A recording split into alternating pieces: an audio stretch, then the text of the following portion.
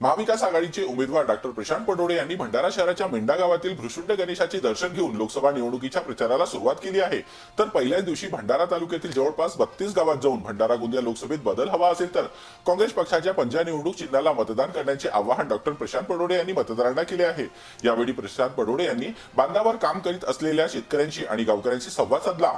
19 April 2024 ला पहिल्या टप्प्यात भंडारा गोंदिया लोकसभेकरिता मतदान होत असून सर्वच पक्षांनी मोर्चे बांधणीला सुरुवात केली असून भंडारा गोंदिया लोकसभा क्षेत्रात महाविकास आघाडी विरुद्ध महायुतीच्या उमेदवार रिंगणात असला तरी प्रत्यक्षात या मतदारसंघात काँग्रेस विरुद्ध भाजप अशी लढत पाहायला मिळत असून काँग्रेस पक्षाच्या वतीने नाना पटोले यांचे विश्वासू डॉक्टर प्रशांत पडोळे यांना उमेदवारी देण्यात आली असून स्वतः नाना पटोले हे डॉक्टर प्रशांत पडोळे यांचा प्रचार करीत आहेत।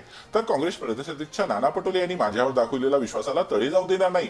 भंडारा गोंदिया जिल्ह्यात एक उत्कृष्ट आरोग्य सेवा, उत्कृष्ट शिक्षण मिळेल अशी व्यवस्था तयार करू, सोबतच बेरोजगार तरुणांसाठी रोजगार निर्मिती करणार असा विश्वास डॉक्टर प्रशांत पडोळे यांनी व्यक्त केला आहे। आपल्यातला जे तरुण आहे आणि आपल्या तरुणांना सगळ्यांना जे आपल्या सरकारनं दाबून धरलेला बेरोजगारचे प्रश्न असो त्यांच्यासाठी काहीच केलेलं नाही। आपला एकच वाटा आहे, आपला सगळ्यांना मी बेरोजगाराच्या प्रश्नावर लोकसभेमध्ये लढेल। शेतकऱ्यांच्या हक्कासाठी मी आपण निवडून दिलं तर लोकसभेमध्ये लढा देईन।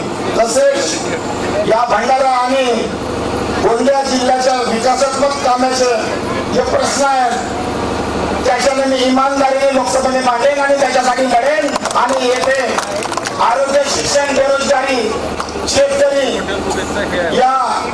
यांच्या सगळ्यांच्या प्रश्नांना समोर ठेवून याच्यासाठी भंडारा आणि गोंदिया जिल्ह्याचा कसा विकास होईल, सर्वांनी विकास होईल याच्या प्रश्नावर मी लढेन।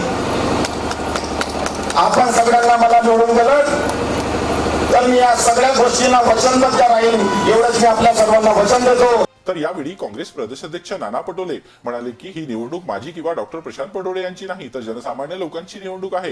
त्यामुळे भंडारा गोंदिया लोकसभा क्षेत्राचा विकास हवा असेल तर काँग्रेसशिवाय पर्याय नाही। खरं तर मी या ठिकाणी आमचे प्रशांत पडोळे निवडून आल्यानंतर आपण इतके वर्ष जो संघर्ष शेतकऱ्यांसाठी, गरिबांसाठी, आपल्या जिल्ह्याच्या तरुणांसाठी आणि विशेष करून महिलांसाठी जो संघर्ष एवढे वर्ष आपण करत आलो त्या संघर्षाला आता कुठेतरी न्याय मिळण्याची व्यवस्था तयार झालेली आहे। यावेळेस आपण चुकलो तर दोन गोष्टी होणार, एक तर वन नेशन वन इलेक्शन जे मोदी सरकारने नवीन व्यवस्था आणली त्याच्यानंतर निवडणुका असणार, देशातली लोकशाही संपुष्टात आणायचा त्यांनी प्रयत्न केला। आपण जो एवढे वर्ष संघर्ष करतो विशेष करून आपल्या ओबीसी समाजाचा आणि म्हणून आता सरकारला आम्ही राहुल गांधीजींना आम्ही इंडिया आघाडीच्या सगळ्या नेत्यांना सांगितलं की आपल्याला त्या पद्धतीचं धोरण आणावं लागेल, लोकांचा हिस्सा सत्तेमध्ये असला पाहिजे आणि त्या पद्धतीचा उपक्रम सुरू केलेला आहे। त्या पद्धतीचा जाहीरनामा सुद्धा ते पत्रक आपल्या घरापर्यंत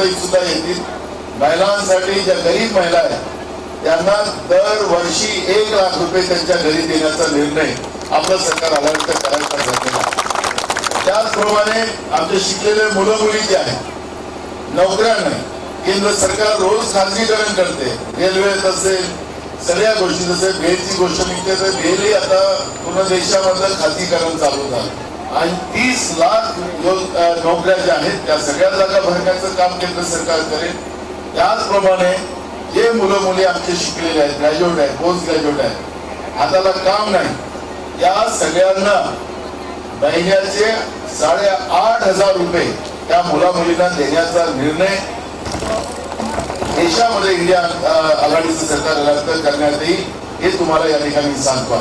तर यावेळी काँग्रेस प्रवक्ते हनुमंत पवार म्हणाले की वंचित आघाडीचे नेते डॉक्टर प्रकाश आंबेडकर वारंवार आमच्या नेत्यावर आरोप करतात की ते भाजप सोबत आहे, मात्र आमच्या पक्षाने बहुजन वंचित लोकांना उच्चस्थान दिले आहे। महाराष्ट्राचे अतिशय थोडे नेते ॲडव्होकेट प्रकाश आंबेडकर यांनी काल प्रेस कॉन्फरन्स घेऊन सांगितलं की नाना पटोले भाजपचे माणूस आहेत। आदरणीय प्रकाशजी, तुमच्याबद्दल आम्हाला आदर आहे, तुमच्या मागे जे आडनाव लागतं ते आडनाव आम्हाला खूप प्रिय आहे। तुम्ही डॉक्टर बाबासाहेब आंबेडकरांच्या घरात जन्माला आलात म्हणून तुमचे चरण सुद्धा आम्ही स्पर्श करू, पण तुम्ही भारतीय जनता पक्षाच्या दहशतीला न जुमानता नरेंद्र मोदी आणि अमित शहा यांच्या नाकावर राजीनामा फेकून आलेल्या आमच्या नानाभाऊंना तुम्ही भाजपाचे म्हणताय।